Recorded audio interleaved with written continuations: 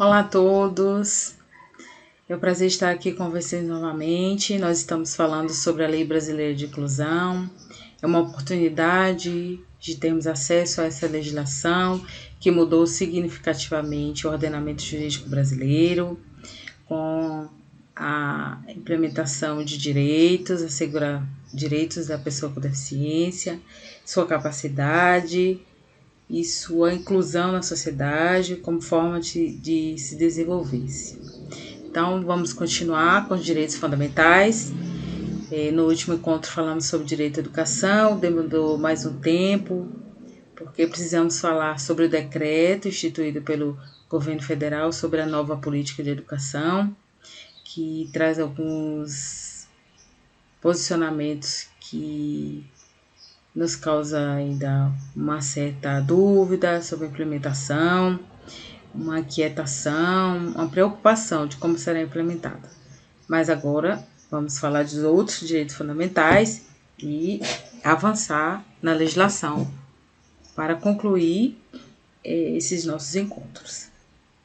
Hoje vamos falar sobre o direito à moradia, o direito ao trabalho, ao transporte, à assistência social, à informação, à comunicação, à participação pública, na vida política, né, que é importante nos dias atuais, até porque estamos próximos de eleições, então podemos fiscalizar o cumprimento de todos esses direitos fundamentais. E por isso eu estou aqui também para homenagear a paz, estou com a camisa da Semana Nacional da Pessoa com Deficiência Intelectual e Múltipla desse ano, de 2020, que foi do dia 21 a 28 de agosto de 2020, que para dar inclusão, empoderamento, voz e vez, é isso que está escrito aqui na minha camisa, que eu presto homenagem a essa instituição que tanto luta e consegue vitórias belíssimas, que é a APAE, de todo o Brasil. Então aqui os meus parabéns à APAE. Bom, vamos continuar falando sobre direito à moradia. No direito à moradia, a pessoa com deficiência tem direito à moradia digna, no seio familiar ou substituta, com seu cônjuge, companheiro ou desacompanhada. Essa moradia digna deve ser garantida pelos programas do governo, né, para acesso de crédito para comprar. Esses valores devem ser acessíveis, né, de acordo com a sua capacidade de pagamento, né, e tem que ter prioridade. No mínimo, temos que ter nesses empreendimentos em que recebe apoio do governo, apoio de incentivos públicos, 3% dessas moradias precisam estar reservadas à pessoa com deficiência. E vale também ressaltar que essa reserva é garantida apenas uma única oportunidade para essa pessoa. Ou seja, não é sempre que ela vai poder ficar comprando imóveis nesse modelo, mas uma vez garantido, esse é o imóvel dela. Será garantida a unidades habitacionais, né, de também acessibilidade, ou seja, piso térreo, com acessibilidade ou adaptação razoável, né, para as suas condições. Em seguida, vamos falar sobre o direito ao trabalho. No direito ao trabalho, nós já nos deparamos no cotidiano com várias informações sobre vagas PCD, né, vagas para pessoa com deficiência. Mas precisa deixar bem claro que o direito ao trabalho da pessoa com deficiência deve ser de sua livre escolha e aceitação, ou seja, não é uma norma impositiva para a pessoa com deficiência, é impositiva para o mercado de trabalho, que de acordo com a lei de cotas, que é uma lei anterior à Lei Brasileira de Inclusão, é a Lei 8.213 de 91, estabelece um percentual de cotas que, de acordo com o número de trabalhadores da empresa, precisa cumprir, vai de 2% a 5%, de acordo com a quantidade de empregados. Mais de 200 empregados, de 200 a 500, e assim sucessivamente.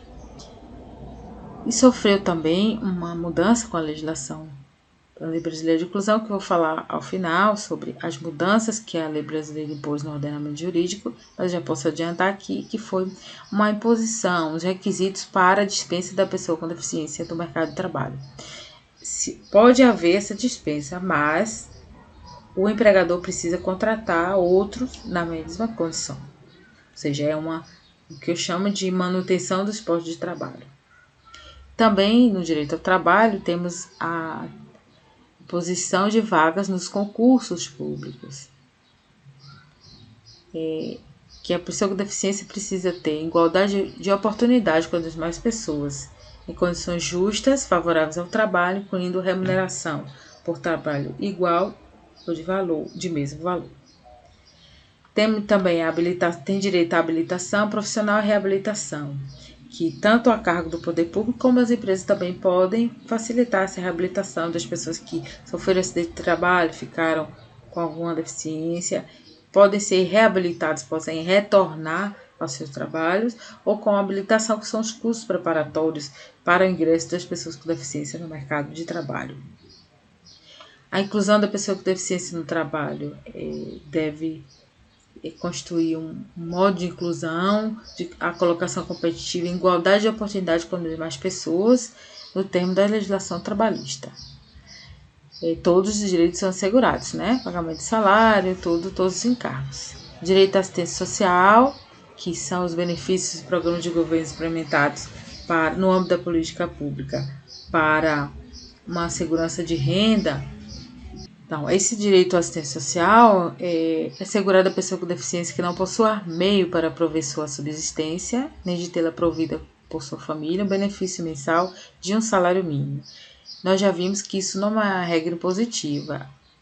A pessoa com deficiência também pode escolher, né, receber ou não esse benefício. Se tem condições de prover sua subsistência com o seu trabalho, né, pode abrir mão desse benefício. Direito à Previdência Social, que está incorporado ao Regime Geral de Previdência Social do Brasil, que fica a cargo do INSS. Direito à cultura, ao esporte, ao turismo e lazer.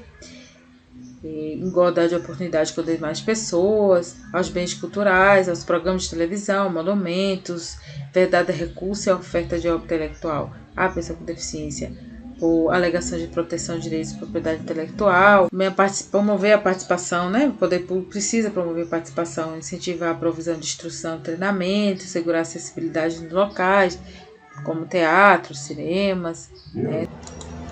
Em seguida, temos também o direito ao transporte e à mobilidade. Esse transporte deve estar assegurado em igualdade de oportunidade com as demais pessoas, por meio de identificação e eliminação de todos os obstáculos e barreiras ao seu acesso, ou seja, desde o ingresso no transporte como o desembarque precisa ser acessível à pessoa com deficiência. Mais uma vez, nós podemos comprovar que a legislação a todo momento diz que o ambiente deve se adequar à pessoa com deficiência. Esse ambiente precisa estar adaptado à realidade da pessoa com deficiência.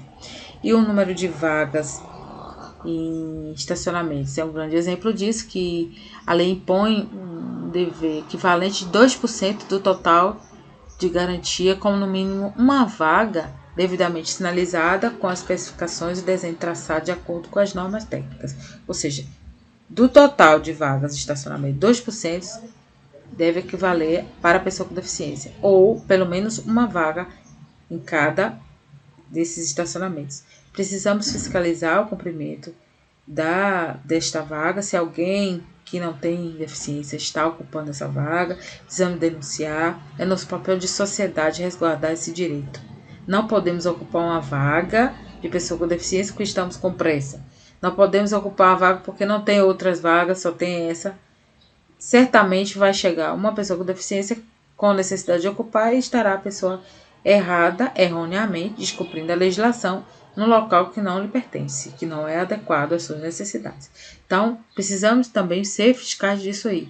Precisamos cumprir essa determinação legal para que nos tornemos uma sociedade verdadeiramente inclusiva. E vamos seguindo. De que forma é essa acessibilidade? É garantir à pessoa com deficiência ou mobilidade reduzida viver de forma independente. Ou seja, todas as ferramentas necessárias, seja arquitetônicas, seja dos logradouros das ruas, seja do acesso mesmo, como a porta de entrada, seja os elevadores, seja as ferramentas tecnológicas, tudo deve estar estruturado para promover o ingresso, a inserção dessa pessoa com deficiência na sociedade. para eliminar as barreiras que possam impedir isso. Mais uma vez, a legislação impõe o ambiente se estruturando para promover a inclusão da pessoa com deficiência.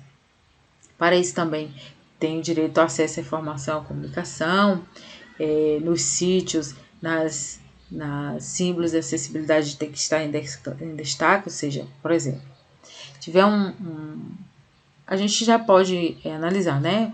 O site do governo federal, da Câmara de Deputados, do Senado, tem ferramentas de acessibilidade, ou seja, por meio da língua de sinais, Braille.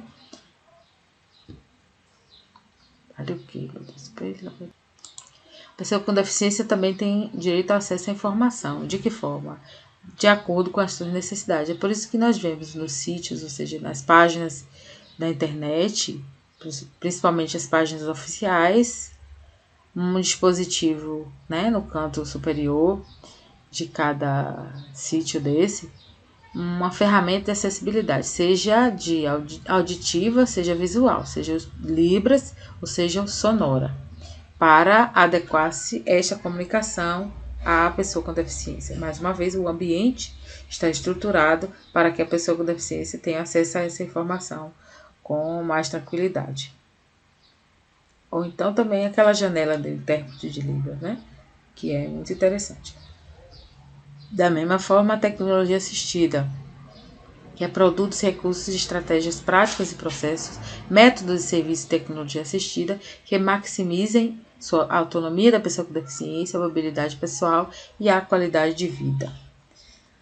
Direito à participação na vida pública e política, ou seja, precisamos saber que a pessoa com deficiência tem todos os direitos políticos, ou seja, ela pode votar e ser votada. Nas próximas eleições, precisamos verificar se nos partidos políticos contemplam a candidatura de pessoas com deficiência. Quantos candidatos com deficiência estão habilitados para as próximas eleições? Nós precisamos ser os fiscais disso também. Dar essa oportunidade para a pessoa com deficiência participar da vida pública e política, se assim o desejar. Com todas as ferramentas necessárias para a justiça eleitoral, tanto o local de votação para ela exercer o seu direito a voto, também como local de apresentar suas ideias, caso seja candidata. Do mesmo modo, a ciência e a tecnologia devem fomentar o desenvolvimento científico, a pesquisa, a inovação e a capacitação tecnológica voltada à melhoria da qualidade de vida e ao trabalho da pessoa com deficiência em sua inclusão social, seja em cursos de pós-graduação, formação de recursos humanos, inclusão, tema de diretrizes na área de conhecimento. E também o que nós estamos fazendo aqui, né? Nós estamos disseminando o conhecimento para que as pessoas tendo essas informações possam fiscalizar o cumprimento dessa legislação. E agora passaremos para o livro 2, que trata do acesso à justiça, que o poder público deve assegurar à pessoa com deficiência o acesso à justiça e a igualdade de oportunidade com as demais pessoas, garantindo sempre que requerida adaptações de recursos da tecnologia assistida. O processo judicial deve capacitar os membros e servidores para atuarem no Poder Judiciário, no Ministério Público, na Defensoria Pública, nos órgãos de segurança, no sistema penitenciário, quanto aos direitos da pessoa com deficiência. Então, essa legislação que a gente está tratando aqui também é debatida nesses polos de atendimento para que não haja discriminação, não haja nenhuma barreira que comprometa o acesso à justiça pela pessoa com deficiência. Temos também o reconhecimento e igualdade perante a lei. A pessoa com deficiência é assegurada o direito ao exercício de sua capacidade legal em igualdade de condições com as demais pessoas. Ou seja, ela pode se portar pessoalmente para a defesa de seus direitos ou, dependendo da sua necessidade, pode apresentar uma pessoa que ele represente como para tomar uma decisão. É o que a gente chama de decisão apoiada. E a curatela, que antes adivinha do ordenamento jurídico, ou seja, toda pessoa com deficiência era interditada para os atos da vida civil, agora é em casos excepcionais, que daremos a curatela. Normalmente temos uma decisão apoiada, ou seja, ela informa aquela pessoa e quando for comprar um imóvel, acompanhe para ela ver as vantagens, desvantagens, né? Quando for fazer uma aplicação financeira, que essa pessoa acompanhe para analisar se está tendo prejuízo ou não. Certo? E agora vamos passar para os crimes e as infrações administrativas. Praticar, induzir, incitar a discriminação da pessoa com deficiência em razão da sua deficiência. Isso é um crime de reclusão de 1 a 3 anos e multa. A pena pode ser aumentada se a vítima se encontra sob o cuidado e a responsabilidade do agente, quem praticou o crime. Se qualquer dos crimes previstos é cometido por intermédio de meio de comunicação social ou publicação de qualquer natureza, também aumenta-se a pena de 1/3, de reclusão de 2 a 5 anos e multa. E aí teremos o recolhimento e apreensão dos exemplares do material, interdição das mensagens e informações na internet. Apropriar-se ou desviar-se de bens, proveitos, pensão, benefício, remuneração ou qualquer outro rendimento da pessoa com deficiência, reclusão de 1 a 4 anos e multa. Aumenta-se de 1/3 também, se é praticado essa retenção dos proveitos, pensão, os benefícios praticados pelo tutor, curador, inventariante, depositário infiel, ou aquele que apropriou-se em razão do seu ofício ou profissão. Outro crime: abandonar a pessoa com deficiência em hospitais, casas de saúde, entidades de abrigamento, congêneres. Pena de reclusão de 6 meses a 3 anos e multa. Reter ou utilizar cartão magnético ou qualquer meio eletrônico ou documento da pessoa com deficiência destinados ao recebimento de benefícios, pensões e remunerações. Pena de detenção de 6 meses a 2 anos e multa. Aumente-se a pena de 1/3 se o crime é cometido por seu tutor ou curador, que já que tem acesso, né, a todos esses documentos, deve ter uma pena maior. Bom, agora eu vou trazer alguns comentários sobre o que mudou na legislação e quais são as propostas como ferramentas para a inclusão da pessoa com deficiência no ambiente social. Tem uma previsão aqui na Lei Brasileira de Inclusão de criação de um cadastro de inclusão, que deveria ser administrado pelo Poder Executivo para colher as informações da população nacional de pessoas com deficiência, mas ainda não foi implementado, demanda alguns debates ainda, e como temos esse isolamento social, essa pandemia, isso ficou paralisado. Então, esperamos que na próxima oportunidade de debates possam efetivar esse cadastro de inclusão para a gente ter uma noção da população nacional de pessoas com deficiência, que hoje nós temos uma estimativa feita pelo IBGE no censo de 2010, que já se passaram, né, bastante tempo, que precisa ser revisto isso. E nada mais justo do que ter esse cadastro de inclusão até para que seja melhor aparelhado todas as estratégias do Estado, né, das campanhas, seja para o ingresso do trabalho, para ver até que ponto essa população pode acolher ou será necessário essa política, né? Temos também as mudanças que ocorreram. Na CLT, mudou a percepção sobre o contrato de aprendizagem, e o aprendiz com deficiência deve considerar, sobretudo, a finalidade, habilidades e competências relacionadas à profissionalização. Para o aprendiz com deficiência de 18 anos e mais, a validade do contrato de aprendizagem pressupõe a anotação da carteira de trabalho, a frequência de programa de aprendizagem desenvolvido sob orientação de entidade qualificada em formação técnico-profissional. A Lei 7.853 passou a vigorar com alteração, dizendo que as medidas judiciais destinadas à proteção e interesse coletivo difusos indisponíveis à pessoa com deficiência poderão ser propostas pelo Ministério Público e pela Defensoria Pública, pela União, Estados e Municípios e pelo Distrito Federal. E também continue crime punível com reclusão de 2 a 5 anos e multa, recusar, cobrar valores adicionais, suspender, procrastinar, cancelar ou fazer cessar inscrição de aluno em estabelecimento de ensino ou qualquer curso ou grau público ou privado em razão da sua deficiência. Obstar inscrição em concurso público, negar ou obstar emprego, trabalho, promoção à pessoa com deficiência em razão da sua deficiência, recusar, retardar ou dificultar a internação ou deixar de prestar assistência médica hospitalar em ambiente ambulatorial a pessoa com deficiência, deixar de cumprir, retardar ou frustrar a execução de ordem judicial, recusar, omitir técnicas dispensáveis para a procura de ação pública para a pessoa com deficiência. Então, isso são crimes, né, com pena de reclusão de 2 a 5 anos e multa. A mudança também da Lei 8.213, que é do Plano de Custeios e Benefícios da Previdência Social, o cônjuge, companheiro, filho não é emancipado de qualquer condição menor de 21 anos, ou inválido, ou que tenha deficiência intelectual, mental ou deficiência grave, foi incluído, como também o irmão não é emancipado de qualquer condição menor de 21 anos, ou inválido, de que tenha deficiência intelectual, mental, deficiência grave, como dependente, né, do servidor para recebimento de benefício previdenciário. Para o filho, pessoa equiparada, irmão, ambos sexos, para emancipação ou ao completar 21 anos de idade, salvo se for inválido, tiver deficiência intelectual, mental ou deficiência grave. Tivemos também a mudança no Código Civil, né, com a introdução do artigo 1783-A, que disciplina a tomada de decisão apoiada como processo pelo qual a pessoa com deficiência elege 2 pessoas idôneas, às quais mantenha vínculo, que gozem de sua confiança, para prestar apoio e tomar decisão sobre atos da vida civil, fornecendo os elementos e informações necessárias para que possa exercer sua capacidade.